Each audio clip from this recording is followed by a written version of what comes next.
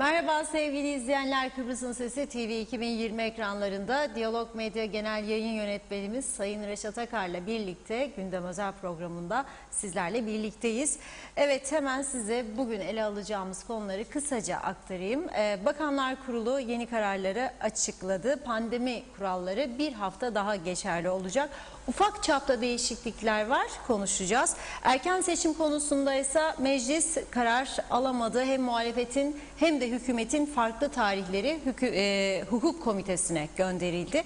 Bir diğer önemli haber de ekonomide. Türkiye ile imzalanan iktisadi ve mali işbirliği anlaşması dün gece yarısı Türkiye Cumhuriyeti resmi gazete sayısıyla yürürlüğe girdi. Böylece 2 milyar 250 milyon lira kaynak aktarımı önümüzdeki günlerde gerçekleşecek. Hepsi ve daha fazlasıyla sizlerin de yorum ve sorularıyla gündem özele hemen başlıyoruz. Sayın Akar, merhaba. Merhabalar Funda Hanım. Herkese hayırlı günler dileyelim.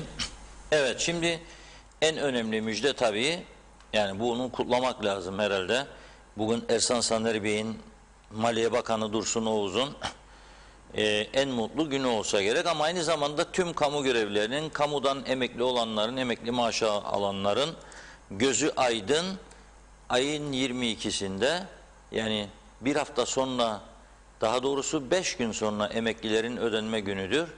Emeklileri ve çalışanları nasıl ödeyeceğiz diye müthiş bir sancı içerisindeyken Maliye Bakanı, Türkiye Cumhurbaşkanı imzayı attı, Sayın Recep Tayyip Erdoğan, ve ne oldu? Resmi gazetede yayınlanarak protokol yürürlüğe girdi. Şimdi bu çerçevede Kuzey Kıbrıs Türk Cumhuriyeti'ne 2 milyar 250 milyon Türk lirası ve 1 milyar hibe olarak, tabii 2 milyar 250 milyon Türk lirası hibe olarak 1 milyara kadar da 1 milyar Amerikan dolarına kadar da kredi verecekler Kuzey Kıbrıs'a. Bugüne kadar 8,5 milyarın üzerinde bildiğimiz kadarıyla bir kredi borcumuz var Türkiye'ye. Tabii faizleri falan var bunun, 10 milyarı geçer herhalde. Ama ne oluyor? Bunlar defterde yazıyor.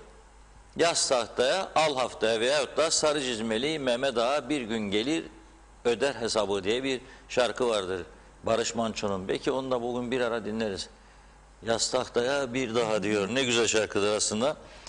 Bizimkiler de alıştı. Gelen yazdırıyor, giden yazdırıyor.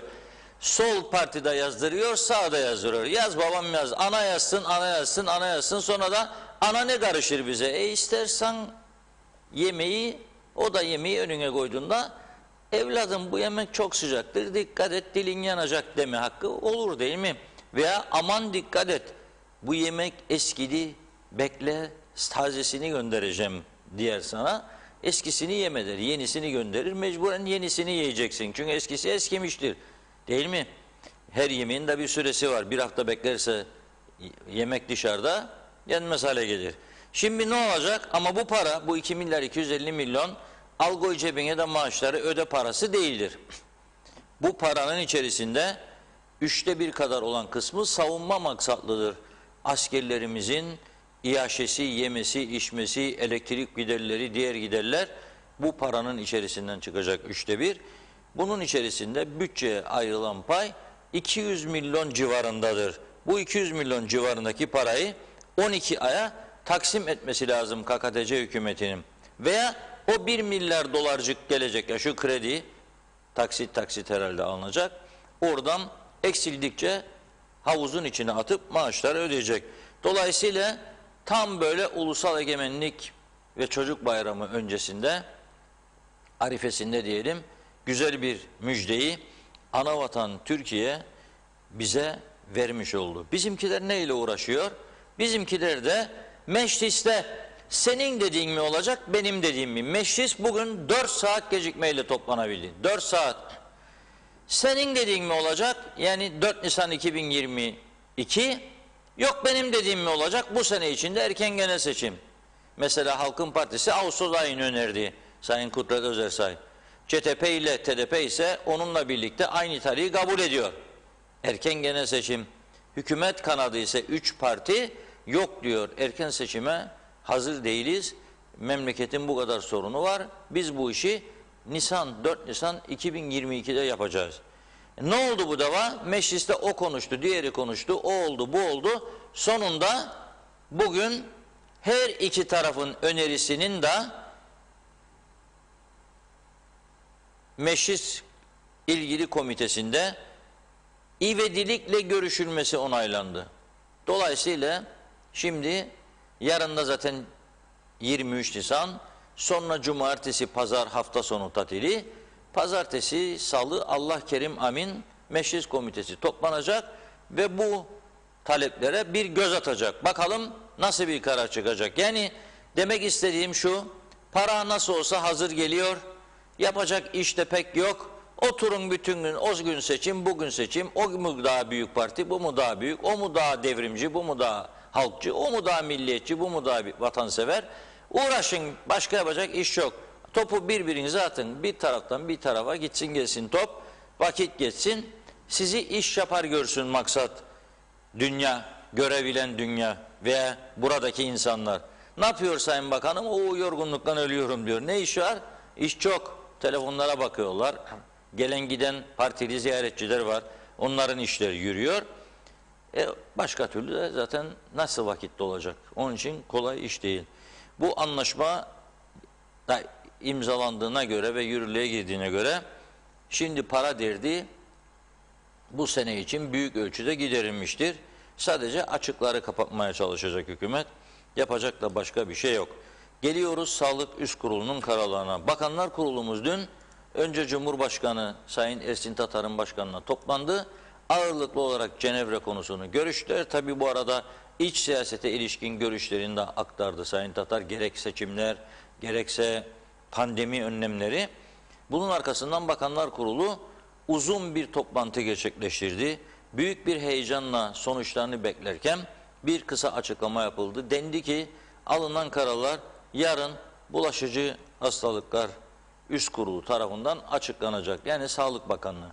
İyi mi oldu? Evet, iyi oldu. Çünkü her hafta Başbakanın ekran karşısına geçerek uzun uzun bir metni dakikalarca okuması zaten zor bir işti yani. O da yorulmaya başladı benim anladığım. Halk da dinlerken yorulmaya başlamıştı.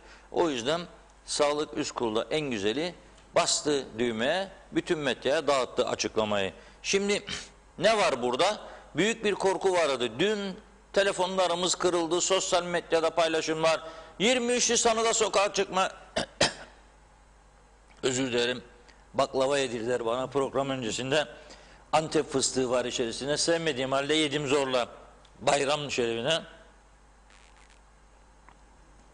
Baklavanın şekeri gördüğünüz gibi boğazımı yaktı. Evet.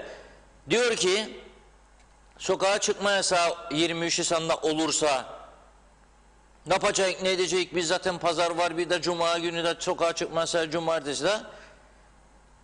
Sağlık Üst Kurulu üzülmeyin kardeşlerim dedi. Cuma günü serbest. 23 Nisan günü çocuk bayramı. Alın çocuklarınızı, tabii kamu görevlisi olanlar için söylüyorum. Çıkın ovalara. Özel sektörde çalışan bizimkiler gibi alın çantayı, gidin işe. Öyle yapacağız yarın kısmetse. Cumartesi günü de sokağa çıkma yasağı yok. Pazar günü gene sokağa çıkma yasağı var. Korona ne halse sadece pazarları aktif oluyor. Diğer günler saklanıyor karınca deliğinin içine, bekliyor. Pazar oldu mu çıkıyor mübarek. Ve onun için pazarları kapatıyorlar. Diğer saatler açık. Diyor ki perakende mağazacılık hizmetleri kapalı olarak belirtilmeyen tüm hizmet sektörler 10 ile sabahtan 10'da açacaklar. Dikkat ediniz. Pazartesi, cumartesi arası. Marketler 7'de açacak, 20'de kapayacak. Perakende ve mağazacılık hizmetleri ve kapalı olmayan işletmeler 10'da açabilecek sabahleyin, 20'de de kapatacak. Restoran, kafe, pastane, meyhaneler, sizlere üzücü haberim var. 20-30'da kapayacaksınız diyor. İnsanları gündüz sarhoş edecek. Gördünüz mü? Ediyoruz zaten. Saat 8.30'a 9'a 10 kala, 9'a 5 kala meyhaneciye 5 dakika daha bırak abi, 5 dakika daha bırak nidayı kardeş. 5 dakika daha bırak Emir Ali tatlı git. 5 dakika daha bırak falan böyle gülümser hanım mesela. Ne olacak? 5 dakika daha beklerler. 9 dedin. Hadi dışarıya. 9'da ondan sonra bas gaza uçarak git, polis durdurursa da bir şey olursa falan. Ya biraz bırakın insanları. Yani 8.30 çok erken. Hele günler uzadı, havalar ısındı. 9.30, 10 bari hiç olmazsa. 10 hiç olmazsa. Neyse. Haftaya inşallah diyelim, bir hafta daha böyle geçecek. Bunun dışında pazar günleri sevindirici bir haber var. Restoranlara, kafelere, pastanelere ve meyhanelere take away yapabileceksiniz. Paket servisi. Meyhanenin paket servisi olur mu demeyin. Olur. Olur. Yani ben görüyorum yapanlar var. Gayet de güzel yaparlar. Yani bazılarından bizim de yakınlarımız getirtiyor. Gayet güzel yaparlar. Burak Dahlamer'den getirdiler geçenlerde bir sinir kebap. Dürüm yapıp köfteleri yedik. Bunlara pazar günleri paket servislerini açık bırakıyor. Hiç olmazsa nefes alsın. Pastaneler de mesela canınız pazar günü ekmek kadayıfı çekti. Telefon, alo ekmek kadayıfı deyin, alsın gelsin size. Başka canınız ne çeker? Baklava mı çeker? Kek mi çeker? Garnıyarık mı çeker? Bizim şekerparemiz var, ondan mı çeker? Gayık pastamız var, dünyaca ünlü. Ondan mı çeker? Telefon açarsınız. Hemen evinize gelir. Oh! Evde işte yok. Pazar günü mangal yakacağına gidip piknik alanında kömürdür, ateştir, şudur budur hazır gelsin. Onlar da hiç olmazsa bu şekilde. Ama meyhane nasıl yapacak bilmiyorum. Biraz zor iştir. Biraz önce şaka ettim. Kebaplar gelir de mezeler nasıl olacak?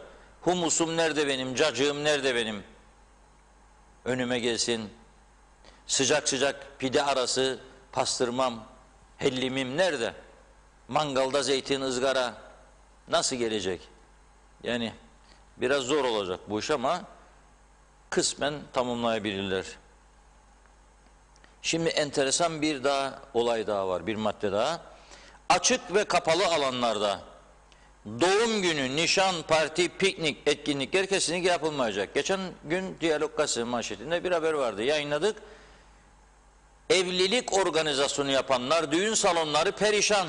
2 yıldır iptal de iptal. Evlenecek olanlar da perişan. Mesela kız tarafı diyor ki benim bir tane kızım vardır diyor. Gelin duvaklı görmek isterdim kendini diyor. Güzel böyle kuyruklu bir gelinlik, arkadan küçük minik prensesler taşısın kuyruğu, gitsin hava atarak salona. Biz bunu yapmazsak diyor nasıl olacak bir tanecik kızımın düğününü? Damat tarafı da der, bazıları da parayı kurtaracağı için sevinir tabii içinden. Ne gerek vardır düğüne? Fırsat bu fırsat. Git nikah dairesine. Orada işi bitir. En güzeli bu. Masraf da yok, bir şey de yok. Bir daha gelecek gelen öpecek, giden öpecek. Yaz günü teller şapır şapır akar. Sen sil yüzünü. O geldi öptü. Öteki arkadaki gör onu öptün, onu öpmezsen kıskançlık başlar. Neden Ayşe'yi öptü de Fatma'yı öpmüyor? Neden Ali'yi öptü de Veli'yi öpmüyor? Onlardan da kurtuldun. Bir de gayli vardır. Dakanlar. Bak der, bu kadar babık 30 lira dakika der, 20 dakika der, 50 dakika der. Ondan da kurtuldun, heyecan yok. Masraftan kurtuldun. Ama bu işletmeleri yapanlar üzgün çünkü insanlar işini kaybetti. Paralarını kaybetti. Gelir yok. Perişan. Salonlar boş duruyor. Gelinlikçi, damatlıkçı çalışamıyor. O yüzden onları da düşünmek lazım. İki taraflı bir dengeyi bulmak lazım. Bunları hala yasaklarken ev içinde diyor 10 kişiden fazla parti olmaz. 10 kişilik parti olabilir diyor yani. Onun için dikkat edin. Bunu niye aldı? Çok düşündük program öncesinde. Çünkü bazı arkadaşlar dedi ki nasıl pikniğe dedi 4 kişi çocuklarımdan gideceğim yasakladı. Bana da işte olduğunda evde 10 kişi nasıl olur? Halbuki kapalı alanda daha tehlikeli diyor. Ama ben de diyorum ki senin nüfusun 4 olabilir. Öyle aileler var 8-10 nüfuslu. Onları düşünerek eğer 10 koymasaydı sınırı, daha da 8 koydu, 6 koydu, Nüfus 10'sa 4 kişiyi lazım, evden çıkarsın. Nerede kalacak bu insanlar? Çadır mı kuracak? O yüzden insaflı davrandı bence Sağlık Üst Kurulu. Onlara 10 kişiyle izin verdi. Buyurun oturun evinize ve bu işi yapınız. Bileklik uygulaması devam edecek. Yani hem hafta sonu charter seferlerle gelenler hem de ev karantinasına girmek isteyenler. Ve bugün aldığımız bir habere göre bunu Sağlık Bakanı Sayın Ünal Üstel de doğruladı.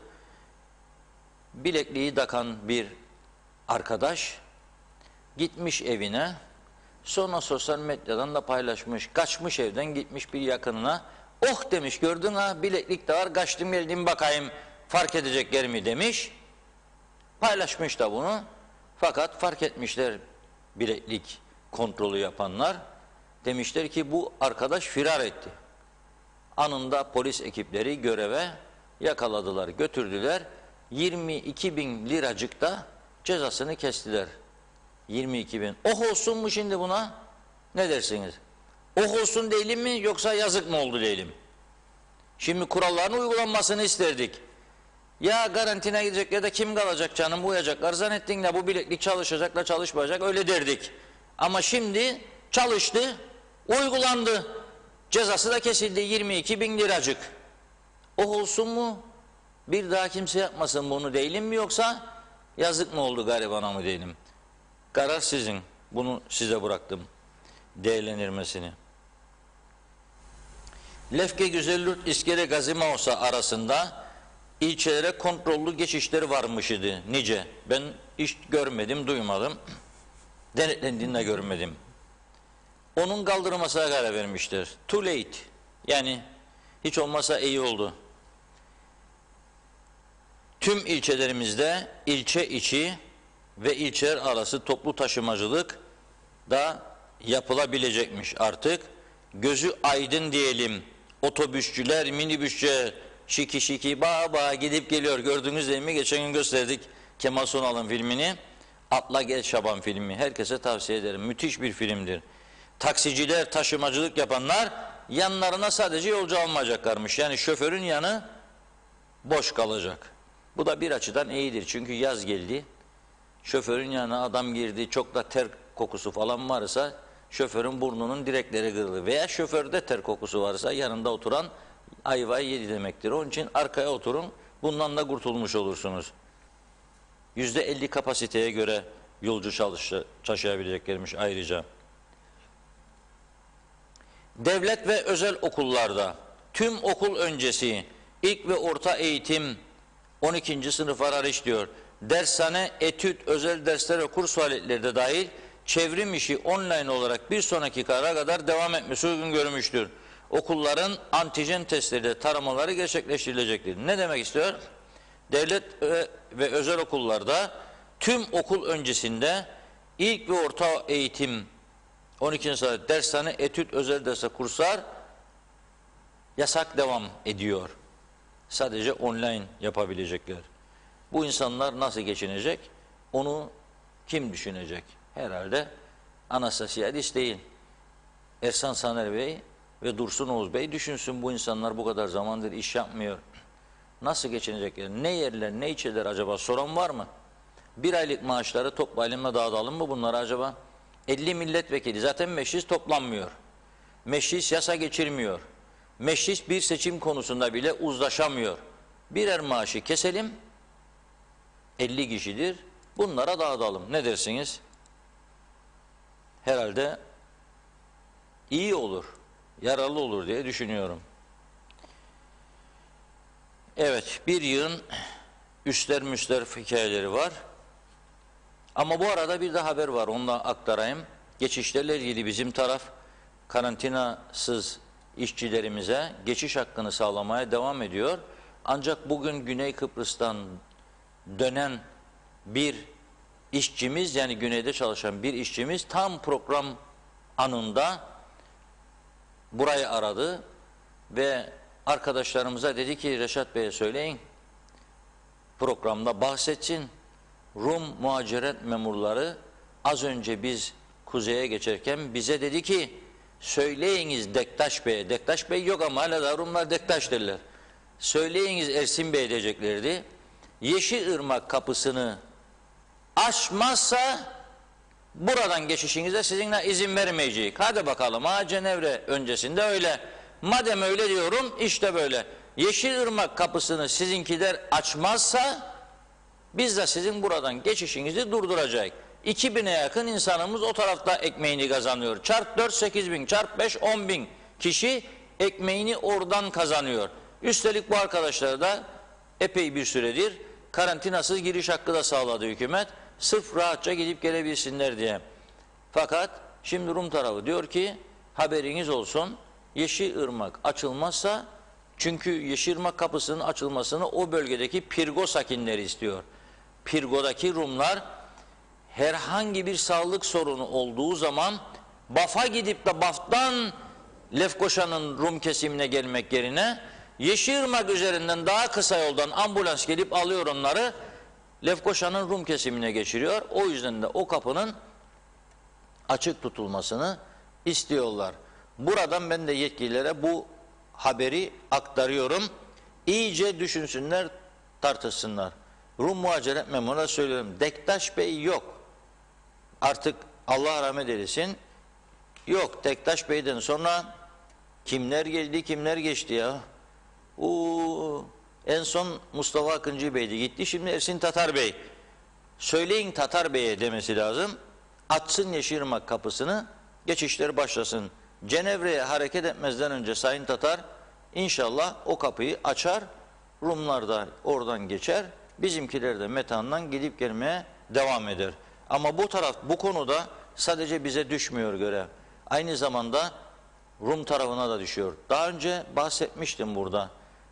Cesaretli olmak ve gerçekleri tam anlatmak doğrudur.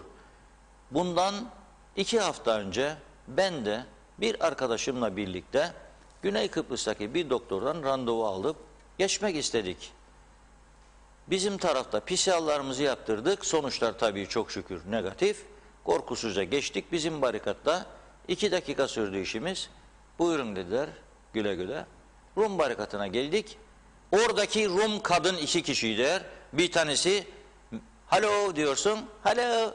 Bakıyor yüzüne, böyle sert bir bakış, kafasını sokuyor önüne. Hiç cevap yok. Yasas Rumca, hiç cevap yok gene. Sonra yanımdaki arkadaşa diyor, "We are going to doctor, this not doctor" diyor. Kabul etmez doktorun randevusunu kabul etmiyor Rum kadını. Diyor ki bu doktor değildir. Nedir doktor dedik? Kanser olması lazım diyor. Yani kanser hastası olman lazım veya kalp veya beyin diyor. Bu böyle diyor, ne için? Bel için gidiyorum. Boyun fıtığı var dedi. Bel fıtığı var. Gidiyorum. Çünkü orada bir adam vardır. Dinos üflüyor böyle insanın vücuduna ve düzeliyor. Gerçekten öyle. Dokunuyor biraz elle, tak tak düzeliyor vücut. Gidiyorsun. Ne ameliyat ne bir şey. İkimizi de dedi ki yok yok dedi. Sonra döndü bana dedi. Sen dedi gidebilin dedi. Niçin dedim? Sen dedi Kıbrıslısın. Dedim bu arkadaş da gidip geliyordu devamlı. TC kökenlidir ama karısı Kıbrıslı. 22 sene 23 senelik evli. 2 de çocuk var. Evlilik de Türkiye'de dedim. Burada hep geçip gidiyordu. Yok dedi. O gidemez dedi. Niçin dedim. İnsan değil mi o? Yani siz Macao'dan, Çin'den, Tayvan'dan getirdiğiniz parayla pasaport verdiğiniz vatandaş yaptığınızda bu Kıbrıslı kadından 25 senedir evli, düğünde Ankara'da da sen buna geçemen diyorsun. Yok öyleyse ikimiz de gitmeyik dedik. Döndük geldik. Onlara da buradan mesaj veriyorum. Mr. Nikos Anastasiadis, eğer çözüm istiyorsan, eğer bizimle birleşmek istiyorsan o fanatikleri o görevlerin başından alacaksın. Elam'ı etkisizleştireceksin. Nasıl Yunanistan'da Hrisi Avgi, yalan gerçek bilemem orasını ama resmi açıklamalara göre yargıya verildi. Bütün faaliyetleri durduruldu. Hapislik isteniyor. Buradaki Elam da Hrisi Avgi'nin uzantısıdır. Türkiye Cumhuriyeti de geçen hafta İletişim Başkanı sağ olsun 2-3 gün önce ilk defa Elam terörist grubundan bahsetti ve bunun tehlike oluşturduğunu söyledi. Hedefi Türkleri yok etmekti dedi. Doğrudur. and içmiştir. Onun için onun üstüne silahlı eğitim görüyorlar ve onların başkanı 30 kusur binde oy aldı Cumhurbaşkanlığı seçiminde. 30 kusur bin oy. Şimdi girse herhalde 40-45-50'yi de bulacak. Bayağı güçlendiğini Rumlar söylüyor. Ve yapılan kamuoyu araştırmanda da güçlendiği görülüyor. %5,5-6'ya çıkmış oy oranı. Ona da gereken dersi vereceksin, durduracaksın bize güven vermek istiyorsan. Avrupa Birliği ırkçılığa karşıysa temel prensibi bu ırkçılıkları durduracağız. Birbirimize güven vereceğiz barış olabilmesi için. Biz istiyoruz, bir an önce olsun, bak geçiyoruz, geçmek istiyoruz. Doktora gitmişken hadi bir de eczacıya duralım, eksik bu tarafta bulamadığımız hap falan alacağız. Hadi bir de marketten geçelim, değişik bir şey alalım oradan. Güzel. O paracıkları kaybettin işte sen. Bırakmayınca bizi geçelim, kaybettin. Onun için bir de insanlık namına bunun yapılması lazım. Buradan onlara da mesaj veriyorum. Bizimkiler de insanca davranan, zaten %99 bizde öyledir. Arada bir kızıyoruz, kapatıyoruz. Açsınlar kapıyı, ben açmalarını istiyorum. Hatta Sayın Özersay kaç defadır çağrı yapıyor. Bizim tarafa da, Rumlara da açın Metehan'ı diyor, açın Lokmacı'yı diyor, oradaki esnaf öldü diyor. Cenevre'den önce bunu yapmamız lazımdı aslında.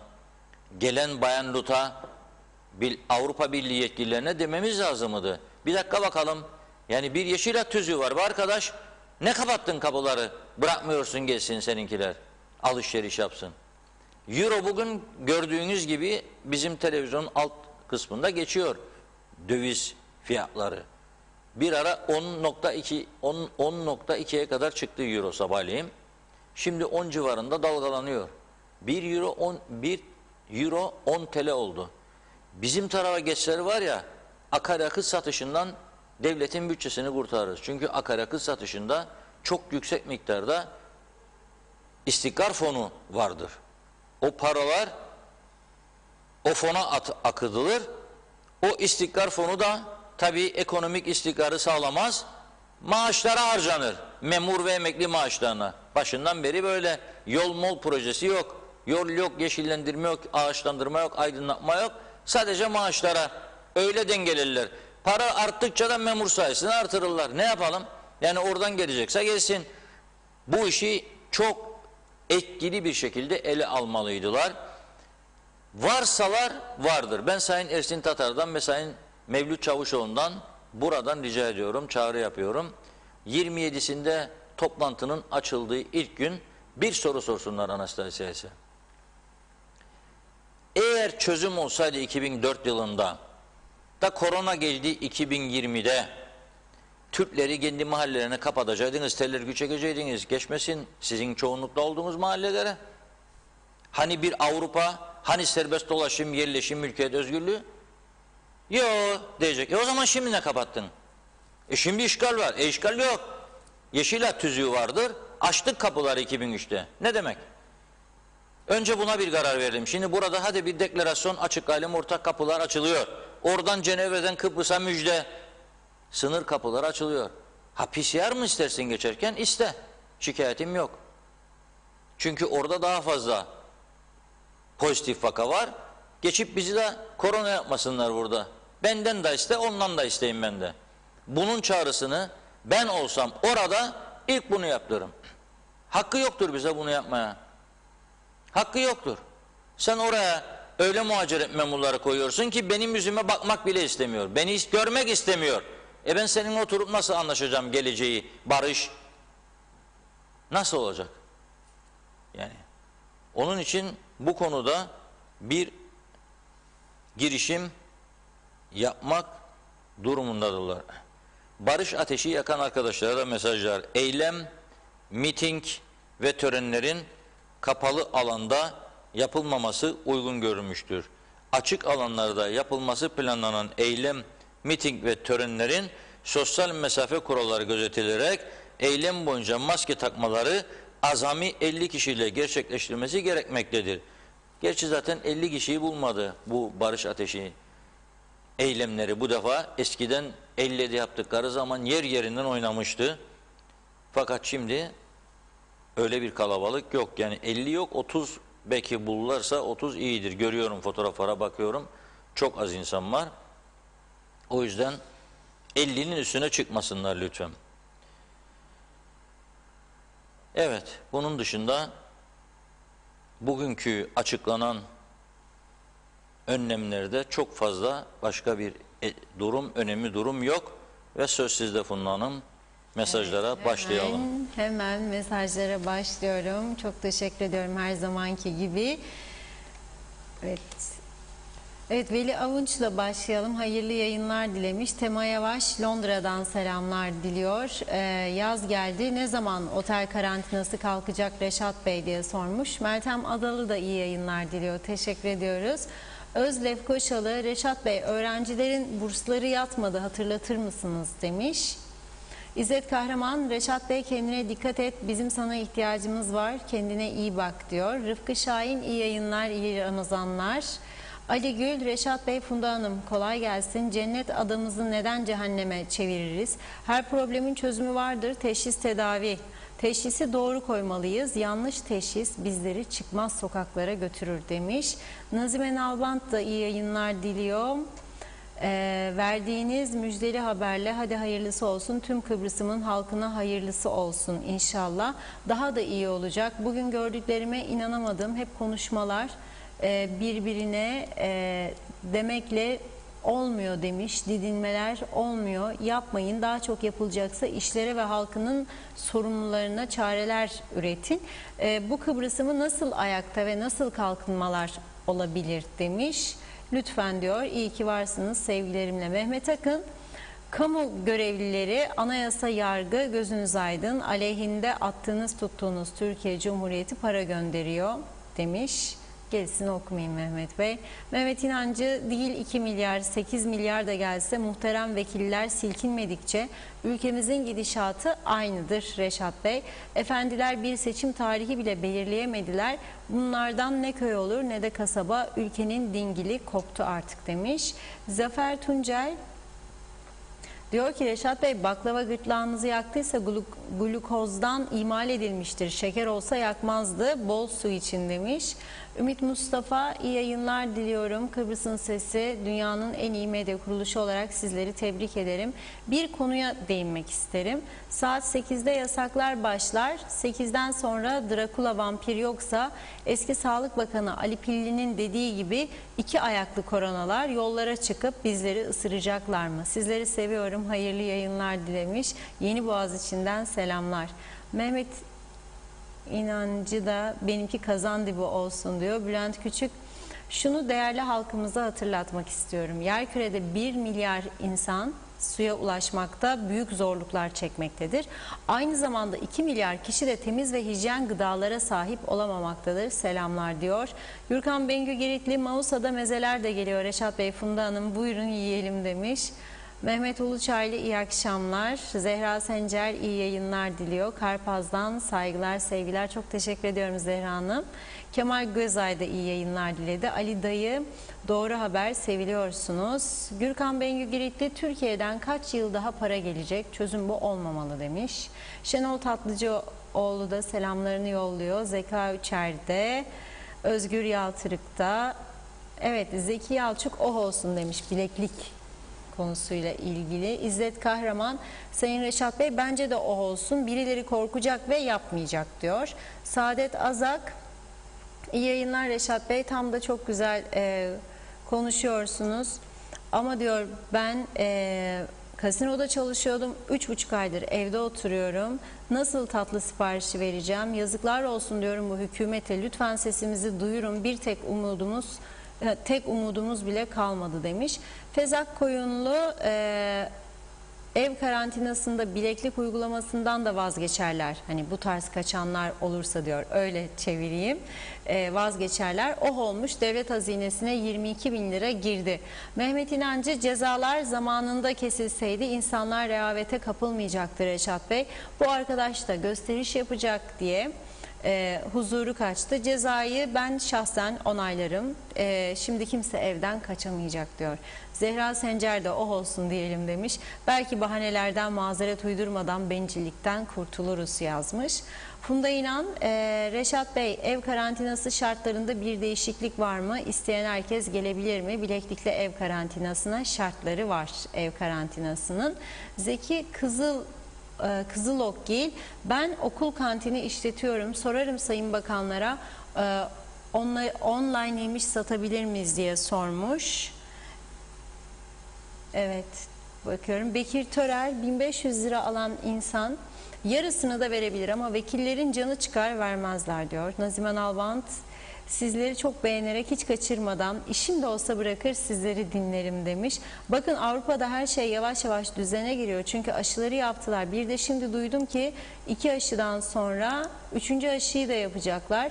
Reşat Bey bence iyi oldu. Kimse artık yapmasın madem karantinaya girip bekleyeceksin. Öyle çıkıp övüneceksin. Herhalde inanmadı Bileklik'le onun yakalanacağına. Şimdi daha iyi mi oldu? Ödesin de gene çıksın demiş. Lütfen yapmayın diyor. Zeki Kızılokgil, biz kantincileri düşünen yok, 1500 liralardan da yararlanamadık. Resmen battık Reşat abi, kantincileri hiç düşünmediler demiş. Feride Karter, sorar mısınız her yer açıkken neden çocuklarımız okullarından mahrum bırakılıyor? Kreşler, özel okullar, açık devlet okulları kapalı ve önemli bir şey daha, ana sınıflarına neden hala tablet verilmedi demiş. İzzet Kahraman, Sayın Reşat Bey ben bile bazen karıştırırım bunu. Unutmayın 30 yıl orada denk taştı, ne yapsın Orumlar o ismi bilirler demiş. Turgay Gezen, memleket güllük gülistanlık bugün Birleşmiş Milletler'in ilan ettiği dünyamızın sembolik doğum günüdür. İçine ettiğimiz bu dünyada yaşanabilir bir ülke yaratamadığımız için ne kadar ağlasak, ne kadar sızlansak da azdır. Dünyamızın doğum günü kutlu olsun diyor. Evet, Fatma Emiroğlu, Londra'dan direkt uçuşlar olacakmış Reşat Bey demiş. Sayar Aker, kapıldık gidiyoruz dolar euro uçuşta demiş. Nikos Bülent Antonio, iyi yayınlar dilerim. Çok şıksınız. Teşekkür ederiz. Nazar değmesin demiş. Stüdyoya nazar taşı asın. Haftaya pazar pastadır. Bütün büyüğünün pilavını da yiyelim. Saygılar diyor. Ayten Çelikkol iyi yayınlar dilemiş. Gürkan Bengü Giritli ne olacak bu TL'nin hali diye soruyor. Ali dayı,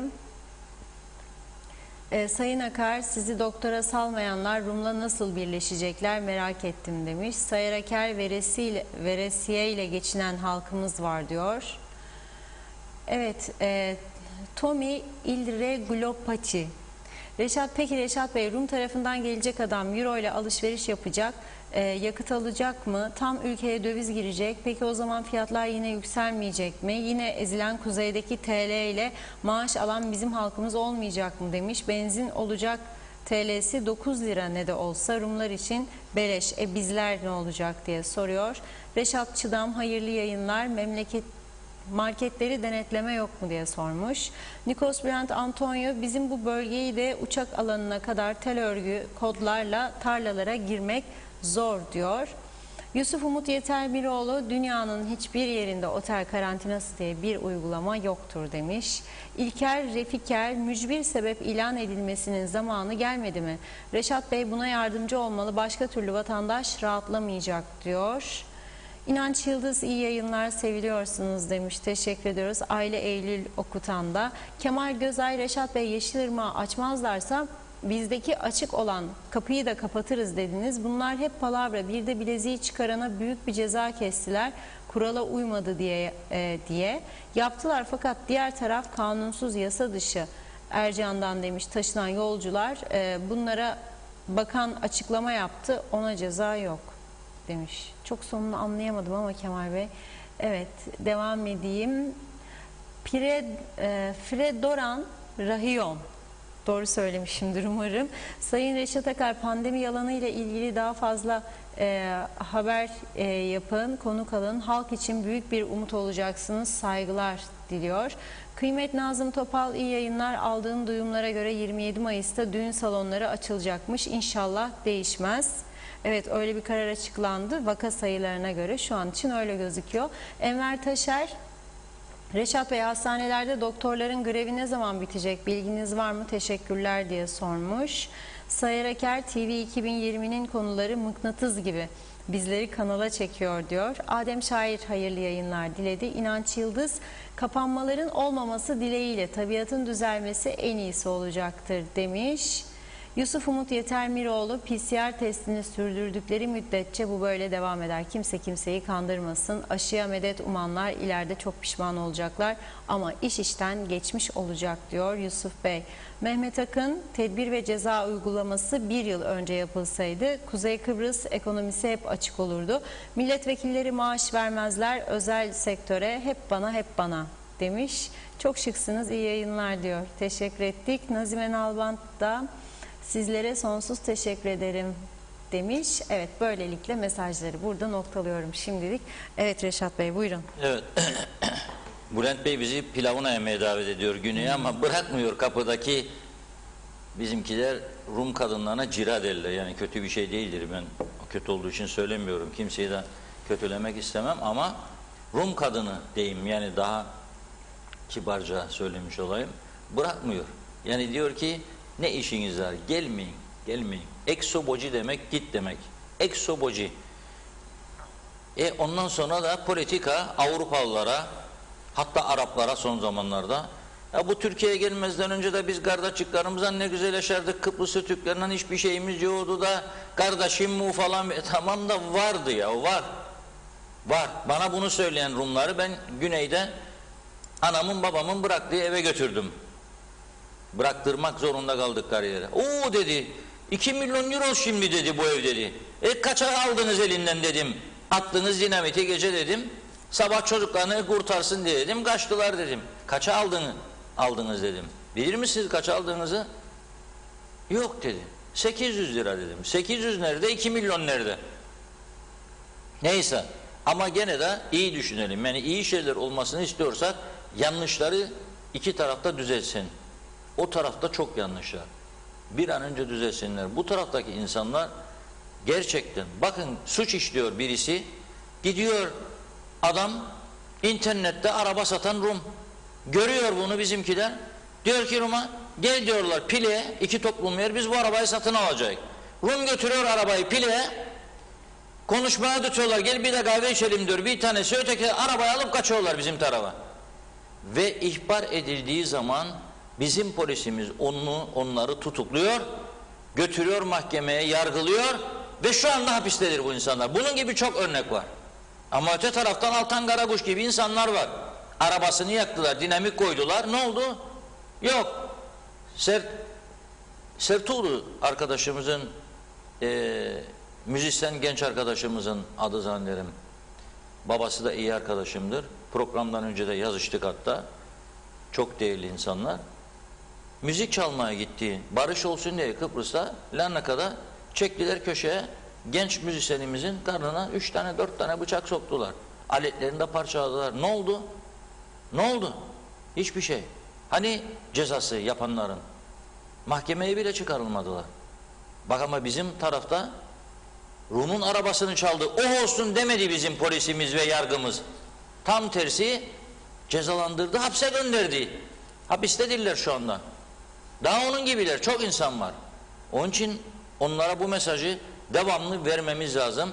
Ve bu olayları, bu ülkeyi yönetenlerden biri olsaydım, böyle çok güzel bir albüm hazırlardım. Bir dosya, 27'sinde onu da koydum masa. Okunaklı kısa, çarşaf çarşaf değil. Okunaklı kısa, 3 paragraf fotoğrafıyla Altan Karakuş'un yanan arabası Altan önünde. Ne gün oldu, ne oldu? Polis de dedi kendisine. Bitti, alın, buyurun. Servis yapıyorum size. Alın, okuyun bunları. Cevabınızı bekliyorum burada Birleşmiş Milletler'in huzurunda. Önce bunlardan başlayalım. Bir düzeltelim bu işleri ya. Bir güven verelim birbirimize. Yok arkadaş, yapmıyorlar.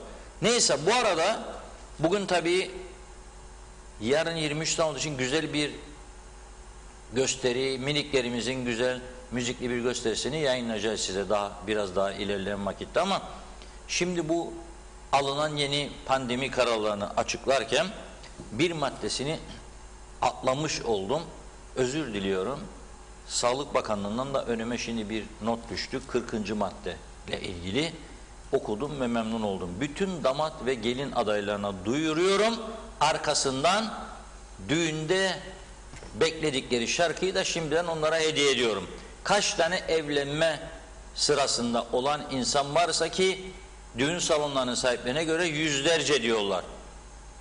Onlara bir müjde veriyorum. 27 Mayıs 2021'den itibaren bir taahhütname hazırlayacakmış Sağlık Bakanlığı. Nasıl ev garantinası için taahhütname var, hafta sonu kapalı turizm taahhütnameleri var. Turist ayağını suya sokarsa 10.000 TL, denize sokarsa bu kadar, ne bileyim kapıyı 1 metre çıkarsa 3 ay hapislik, bilmem başka yere giderse bu kadar. Şimdi bunlarda bir şey çıkacak taahhütname ama inşallah ayrı ayrı evlerde kalacaksınız demezler insanlara. Düğünü yapacaksınız ama düğünden sonra sen ananın, sen babanın evine demezler inşallah. Neyse, 27 Mayıs 2021'den itibaren taahhütname çerçevesinde açık alanda nişan, nikah, düğün ve sünnet törenleri yapılacak. Sünnet de Müslümanın şanı şerefidir ha. Onun için çocuklar küçükken sünnetçiler de hazırda bekliyor. 2 senedir işte yok. Bilesinler bakalım o usturaları neyle kesiyorlarsa hazır, kesmeye hazır duruma gelsinler. Düğünler de hazırlansın. Resepsiyonlar düzenlensin kısıtlı bir şekilde tabii. Salonlar kiralansın. Ama diyor ki vaka sayılarına göre aksi bir karar üretilmemesi halinde olacak. Ben olsam şöyle yaparım. Düğün salonunu ayırırım. Müzisyenleri de hazırlarım. Pasta siparişini falan son 1 haftaya bırakırım. Hiçbir şey yapmam. Anlı şanlı böyle bağlı elbiselere girmem. Mütevazi elbiseler. Hazırlıklı olurum. Gelinlik tabii olacak mutlaka. Yani gelinliği giyecek, damatla damatlığı giyecek. Beklerim. Yasaklandı derse bana o gün, gündüz sokağa çıkmazsa yok. Bir süpermarketin önüne giderim, park yerinde nikahımı yaparım vallahi. Hiç umurumda da değil. Düğün yaparım. Müzisyen de getiririm. Açık havada çalsınlar. Onlar çalsın, biz oynayalım. Çok da güzel olur. Bir Kıbrıs düğün, Kıbrıs çiftetellisini çalalım. Bugünden hediye ediyorum onlara.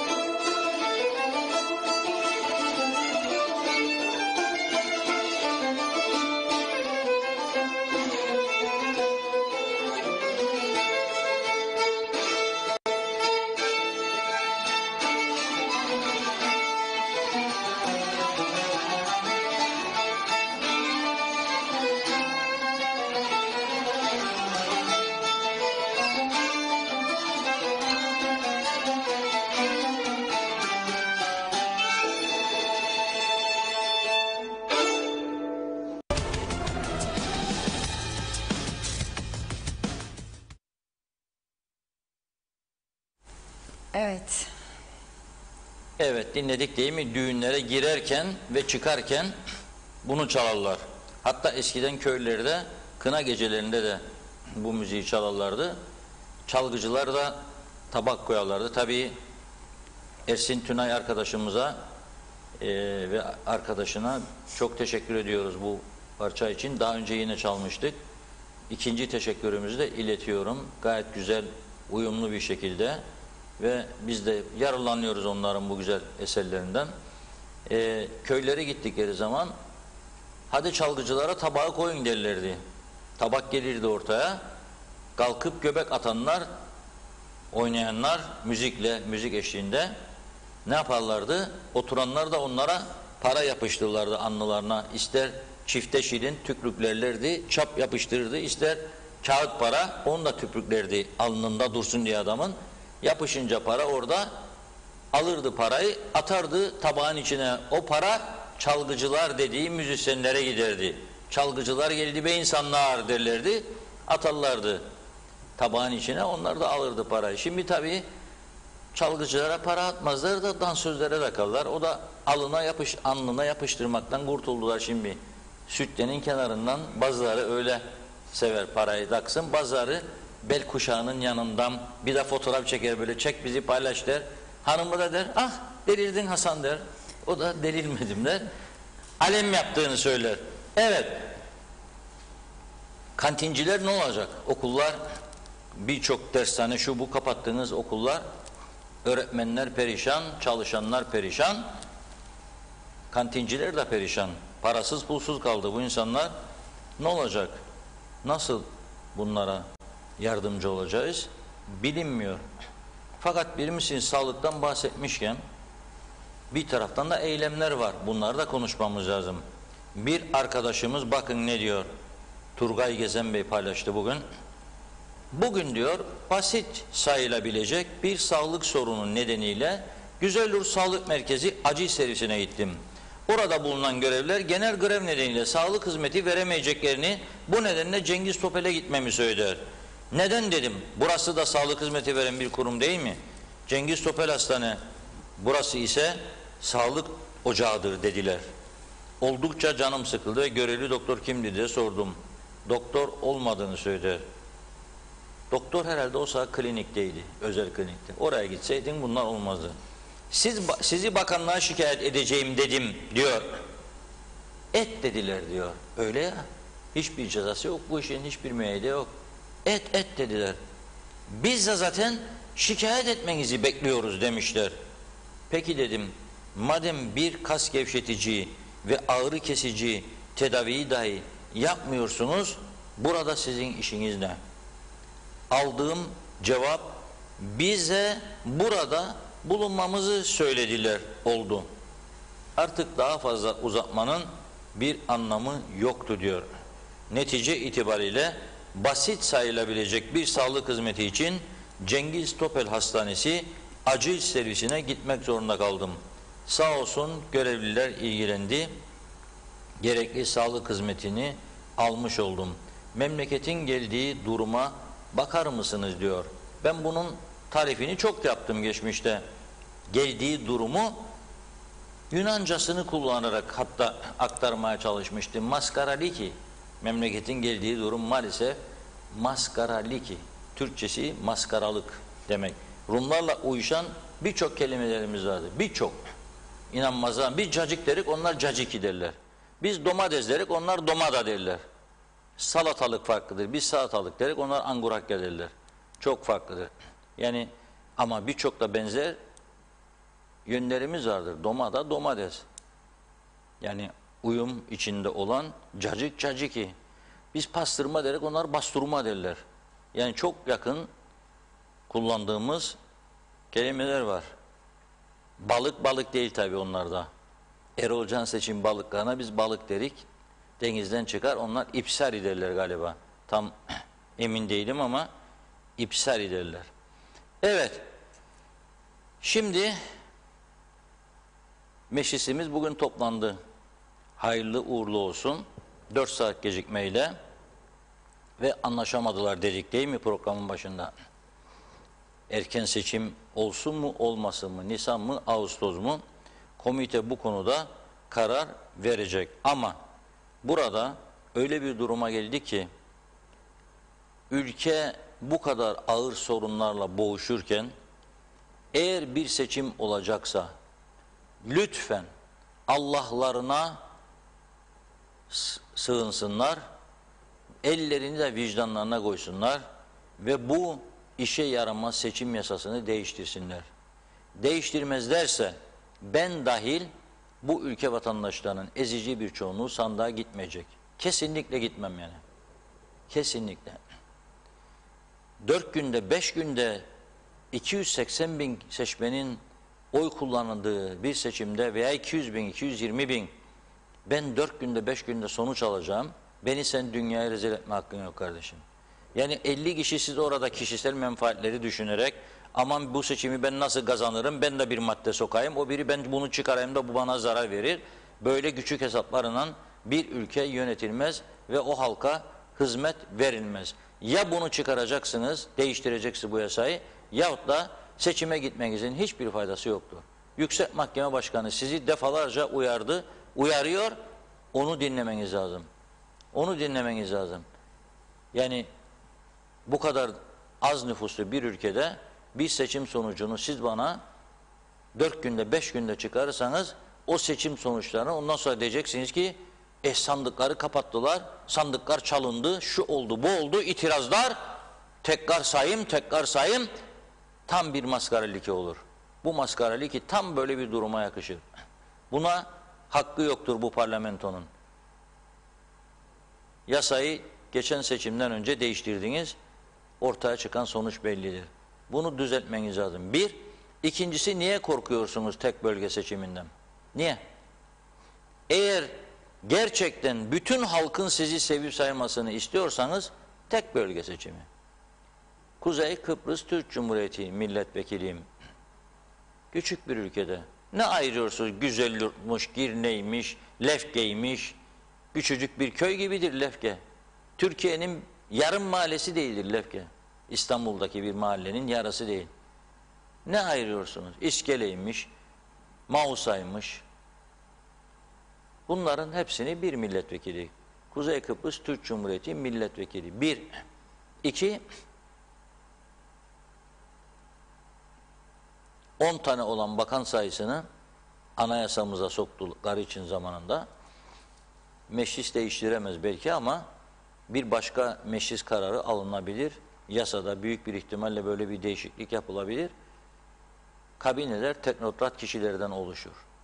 Başbakanı seçin meclisten isterseniz anayasa öyle der ama görev yapacak 10 kişilik kabine teknokrat kişilerden oluşması lazım. Buna önem vermelerini bekliyoruz. Yani halkın ezici bir çoğunluğunun beklentisi, ben bunu biliyorum. Polisimizin durumu, bu şimdi yine yasaklı kararlar çıktı ya, ben de hep buradan şikayet ediyorum. Pazar günü diyorum, yolda Girne, Alsancak, Lefkoşa, ora bura polis görmüyorum. Bana mı denk geliyor böyle ama ne gelirken ne giderken.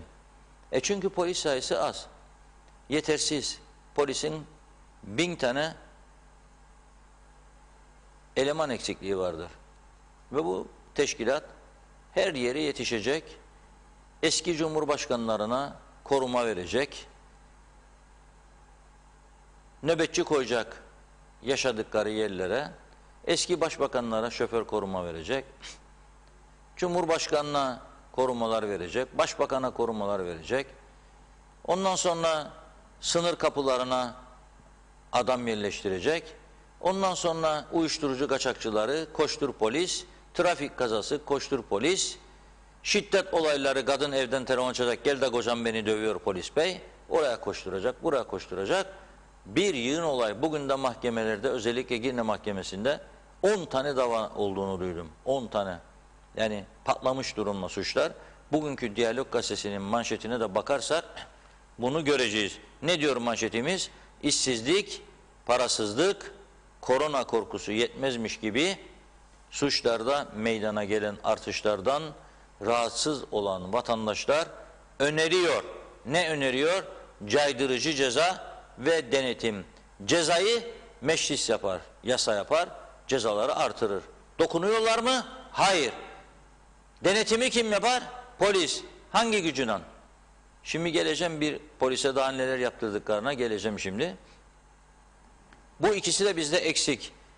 Nitekim cezaların caydırıcı olmadığını hemen altındaki haberle, bizim habercilik anlayışımız budur. Atmasyon olmadığını anlaması için insanların bacak haberiyle güçlendiriyoruz manşet haberi. Nedir bacak haber? Dünkü bir mahkeme sonucu. Neymiş o? 148 gram uyuşturucu davasında satıcı olarak yargılanan şahsa 2,5 yıl, ithalatçı olan Güney'den ithal etmiş uyuşturucuyu, ona da 2 yıl, alıcılara da 1'er yıl verdiler. Şimdi bakınız, başka bir ülkede olsa 148 gram, bir Avrupa ülkesinde olsak, hani istiyoruz ya, Avrupa geliyoruz, bizde hakkımız yok mu, çocuklarımız ambargolardan kurtulsun, nedir bu çektiğimiz, bir Fenerbahçe'yle maç bile yapamıyoruz, nasıl tanımadır bu anavatanın, açılsın çocuklarımız gitsin, Liverpool bizi bekliyor, Manchester United bizi bekliyor, Milan bizi bekliyor, hücum, Kıbrıs Türk takımı geldi. Sahanın dışında beklediler bizi, tabii o ayrı mesele. Ne diyor? Var mı bunlarda böyle bir şey? 148 gram. Kaç kişiyi zehirleyecektin ya sen arkadaş? 2,5 yıl, her sene 3 ayda iyi halden bağış vardır. Bunun cezası 1,5 yılda biter gider. Ondan sonra tabii adam cesaretlenir, der ki 148 grama 1,5 senede kapattık bu işi. 248, 348 bu da var. Paraya ihtiyacım var der. Bu işi yapar. Onun için cezalar caydırıcı hale getirilmelidir. Denetimler de artırılmalıdır. Nasıl? Polis sayesinde. Şimdi Girne'de bir otelimiz var. Güzel bir otel. Orada mal sahibi iki kardeş devamlı kavga ediyor. O malın bu kadarı senin, bu kadarı benim. Yok o kadarı senin değil, bu kadarı benim. Paylaşamıyorlar atölye. O onların sorunu. Fakat öyle bir noktaya geliyorlar ki iki tarafın da korumaları var. Her tartışma anında korumalar ringolar gibi tabancaları çekiyor, havaya doğru tutuyor. Bu ülkede nasıl olur ya bu? Nasıl olur bu iş? Tabancalar yukarı çekiliyor. Hemen polise haber, gelin de bunlar iki kardeş birbirlerini öldürüyorlar korumalar. Polis oraya hücum gidiyor. Zavallı polis bizim orada. Haftalardır 11 kişi, bir tane subay, bir çavuş, 9 da memur orada bekliyor haftalardır. Aman kardeşlerin korumaları gene silahları çekerse ya kardeşler birbirine. Yok be arkadaş. Yok böyle bir şey. Yok böyle bir şey. 11 tane polisi sen haftalardır orada bağlı tutuyorsun. Sonra da ben de şikayet ediyorum, yolda polis yok. Can mal güvenliğim nerede diye bağırıyorum. Yok çünkü ha böyle. Nasıl oldu da bugüne kadar bir yolu bulunmadı bunun? Yok mu bir mahkeme emri, bir karar? Bu iş sonuçlandırılsın. Yani bu şekilde olmaz. O yüzden polisi yormayalım. Bakın fotoğrafı da var bunun. Bu arkadaşlarımız bulacak şimdi fotoğrafı, alkışlayacağım. Hadi Halit bakalım. Bakın otelden bir fotoğraf vardır. Okus, bokus geliyor. Fotoğraf Halit. Bak okus bokus da yaptım ha. Bugün çok yoğunluk da yok. Bir şarkı daha gelecek, 2 şarkı, bir de fotoğraf sadece. Hadi bakalım. Hadi bakalım Halit. Başaracaksın inşallah. Hah be. Fatiha suresini okuyayım. Neyse. İşte o olay günü orada üzülenler ve göreve giden polis. Tabii otele giden yoldur bu. Yo, bu kaza, bu mu gelen fotoğraf?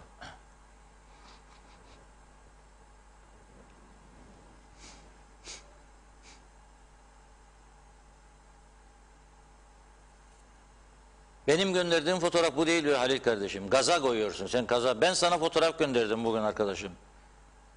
Bak bakalım, 23 Nisan şakası yapma bize. Bu mu? Evet. Ha? Ah be Halil. Tamam. Şükürler olsun be, başardınız. Fotoğraf bu. O sözünü ettiğimiz otelin giriş kısmı bu. Gördüğünüz gibi orada başka bir tane fotoğrafı yeterlidir o. Orada polisimiz kaç gündür görev yapıyor ve bekliyor. Olma iki kardeş birbirlerine zarar verir veya korumalar ateş eder. Bu olmaz.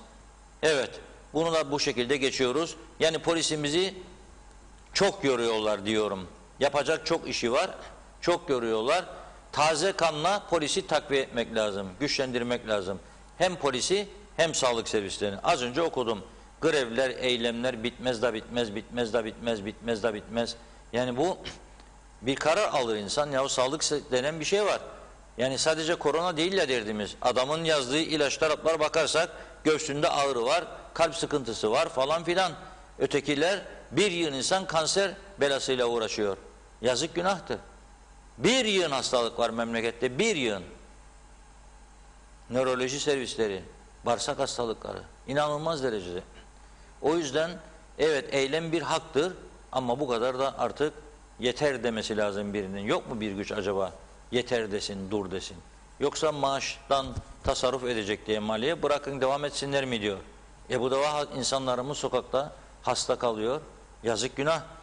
O yüzden bir müdahale diyorum ve mesajlara geçiyoruz. Mesajlardan sonra 23 Nisan özel gösterimizi ekranlara taşıyacağız. Evet, hemen başlıyorum. Necdet Mavi Gözlü hayırlı günler dilemiş. Programınıza ancak şimdi yetişebildim diyor. Mehmet Akın, Cenevre çözüm sürecinde Kuzey Kıbrıs'a vatandaş lazım değil mi diye sormuş. Neden bu ülkede vatandaşlık vermek bu kadar zor? Dünyanın hangi ülkesinde böyle bir şey? Başka devletler çağırıyor daireye ve 5 yılda vatandaşlık veriyorlar. 11, 12, 13, 14, 15 yıl çalışan insanlara yazık değil mi? Neden bu işkence? Bu konuyu gündeminizde tutun lütfen. Emeğiniz ve alın terimiz boş gitmesin demiş. Kamile Selçuk Uyar 10 gün karantinada kaldığı otelle ilgili şikayetini dile getirmiş. Mehmet İnancı düğünden sonra evlerde düğün şerefine parti yapmayı kesinlikle yasak getirirler Reşat Bey. O zaman da düğünün tadı olmaz diyor. Doğan Falyalı çok makbule geçti bu karşılama. Peki gönderme yok mu demiş.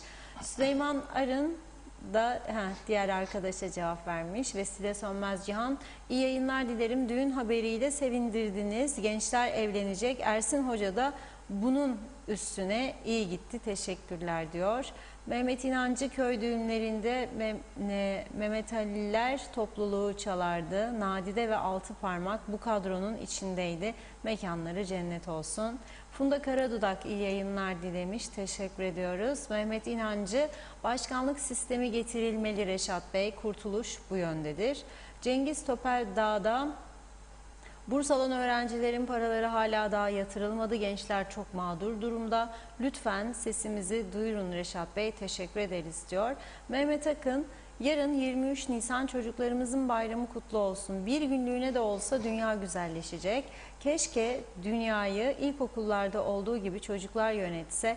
Ne güzel olur. Trafikte sorun olmaz, çevrede, doğada sorun olmaz, hırsızlık, yolsuzluk olmaz ve günlük ödevler, halka yapılması gereken hizmetler hiç aksamaz. Neden mi? Çünkü çocukların kalpleri temizdir, yalan bilmezler, verdikleri sözleri tutarlar. Gitsinler milletvekilleri ve bakanlar, haftada bir gün en azından çocuklardan akıl ve fikir alsınlar. Bakın o zaman her yer nasıl mis oluyor. Tüm dünyada bir yasa çıksa ve 10 küçük çocuk yönetse bütün dünyayı mis demiş Mehmet Bey. Mehmet Kurtulmuş da selamlar, iyi yayınlar diliyor bizlere. İsmet Ezel, genel ve yerel aynı günde olsun. Zeka Uçer, Reşat Bey seçim için söylediklerine aynen katılırım. 6 Mayıs'ta Londra'da belediye seçimleri var. Birkaç saat içinde kimin kazandığı açıklanır. Selamlar diyor. Necdet Mavi Gözlü, tek bölge seçim sistemini ben daha önce yazmıştım Reşat Bey. Lefkoşa'da 5000 oy alan milletvekili olamaz ama Yeni İskele'de bir milletvekili adayı 500 oyla milletvekili seçiliyor. Çünkü her ilçenin belli milletvekili sayısı var. Örnek vermiş, Lefkoşa'nın 10 milletvekili sayısı var diyelim. Oy sıralamasına göre ilk 10 milletvekili seçilirken 11. aday Yeni İskele'deki milletvekili adayının 10 katı yüksek oy aldığı halde milletvekili olamıyor. Diğer taraftan 500 oy alan milletvekili adayı milletvekili oluyor. Onun için bu sistemi değiştirmiyorlar demiş. İzzet Kahraman, Sayın Reşat Bey, Erdoğan geçen gün söyledi. Türkiye'de ne varsa Kuzey Kıbrıs'ta da o olacak dedi. Bak bakalım Türkiye'de kaç tane mafya vardır diyor. İbrahim Yalçın da Girne Polis Müdürlüğü'ne bir dilekçe verdim. Harnupa ağacını söktüler. Karakum Ozanköy arası bir yerde şikayet ettim. 5 aydır ses yok. Bireysel mi halletmem lazım? Takdir sizin diyor. İnanç Yıldız, şimdiden 23 Nisan bayramı kutlu olsun. Evet, kutlu olsun. Rıfat Şener iyi yayınlar dilemiş. Özgün Öztemel, Güzel Yurtta Sağlık Ocağı'na geçen gün ben de gittim. Kapıdaki görevli memur bana çok kibar bir dille doktorlar grevdedir dedi ve kibar davrandı. Aksi bir davranış görmedim. Ancak içimden grev yapanlara kızdım diyor. Evet, Yusuf Umut Yetermiroğlu, aşıyla dünya nüfusu azaltacağız diyen bir çetenin aşısına medet ummak hangi mantığa sığar diyor. Mehmet İnancı, Reşat Bey ne güzel örneklerle bizi yönetenlere yol gösteriyorsunuz. Ama anlamıyorlar, tek çare sizin öncülüğünüzde yönetim şart demiş. Zehra Sencer, çocuklarımızın 23 Nisan bayramı kutlu olsun, dünyamızın doğum günü kutlu olsun demiş. Semen Serhan Seyyar, merhaba Reşat Bey, 17'sinde karantina oteline girdik, 22'sinde bugün test için geleceklerdi, bu saat oldu gelen yok, Sağlık Bakanlığı'na ulaşamadım, yarına mı kalacağız diye sormuş. Bülent Küçük de bizlere başarılı güzel yayınlar diliyor. Teşekkür ediyoruz. Dinçer Gülsev, programınızı her gün dinliyorum. Halkın sesi oluyorsunuz. Yazacak çok şey var ama genelde yayın saatinizde yolda oluyorum. Sadece sizleri severek dinliyorum. İyi yayınlar dilerim tekrar demiş. Yusuf Umut Yetermiroğlu, Funda Hanım, insanlığın ne kadar yaşayıp yaşayamayacağına Bill Gates ve onun çetesi karar veriyor. Sanki dünyayı ve tabiatı onlar yarattı demiş. Evet, burada nokta koydum mesajları ve Reşat Bey'e dönüyorum. Sizde de muhakkak ki çok mesaj vardır. Çok mesaj vardı. Birkaç tanesini okuyayım.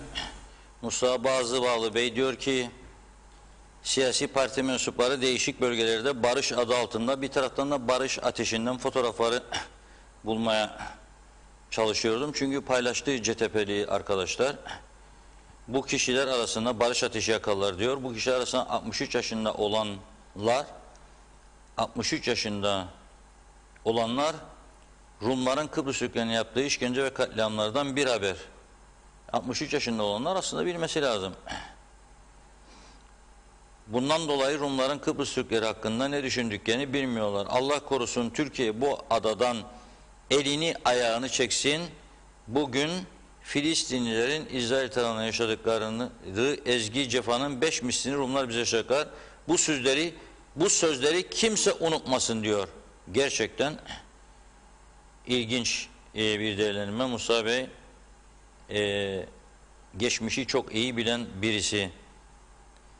Diyor ki Murat arkadaşımız, bet ofisleri diyor 2020 yılında 3 ay kapattık, vergiyi 12 ay olarak ödedik ve üzerine sünger çektik. Bakanlar Kurulu kararıyla 2021 yılı Ocak ayında yarı zamanlı Şubat-Mart ayları kapalı kaldık. Yine Bakanlar Kurulu çalışma aylarının vergisini talep ederek BES Yaşar şirketten 12 ay üzerinden 7 milyon euro tahsil ediyor. Bet ofislerin ana geri kalemi spor bahisleri olduğu bilinmekte diyor. Evet, yazıyor gidiyor Murat Uzun Bey kardeşim. Onların da sıkıntılarını dile getiriyor. Tabii bu arada otel ve kasino çalışanlarından gelen çok sayıda yorum var, okuyorsunuz. Görüyorum ben de. Bir çalışanın feryatları vardır. Kaç gündür dikkatimi çekiyor. Ve bu kapalı devre turizme bile karşı çıkanlara çok ciddi bir şekilde eleştiri yapıyor. Diyor ki Rum tarafında her gün yaklaşık 2000 kişi çalışmaya gidiyor ve gidiş gelişleri de karantinada kalmıyorlar. Onların her gün karantinaya gidemeyeceği kesindi zaten. PCR testiyle idare etmek lazım. Ama Türkiye'den gelen ve 3 PCR ve bileklikle geliyor. Çıkan yerel vakaların çoğu onlardan değil diyor. Ama lafa gelince virüs sadece diyor meyhanelerden ve kazinolarda bulaşıyor. Değil mi diyor. Kapalı devre turizme başlayalı 2 hafta oluyor. Yerel vakaları etkilen bir durum yaşanmadı. Kurallarla edilmedi diyor. Yasa dışı bir eylem veya işlem olmadı diyor. Ben 13 aydır çalışmadığım halde elektrik, su, market stopaj ödeyip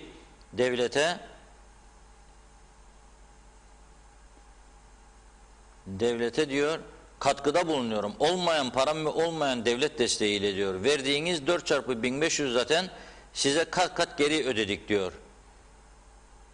Evet yazıyor. Özel sektör, restoran, meyhaneleri ve sanatçıları da destekleyin artık diyor. Sanatçıları düşünelim. Yani. Yerli sanatçılarımız son zamanlarda nerede çalışıyordu? Otellerde çalışıyorlardı. Yerel otellerde sahne alıyorlardı. Veya kafelerde, barlarda, restoranlarda. Onlar da çok uzun bir süredir işsizdiler ve gerçekten çok değerli arkadaşlarımız var ve çok sıkıntı yaşıyorlar. Onların sesini de buradan, onların çektiği sıkıntıları da aktarmak istiyoruz.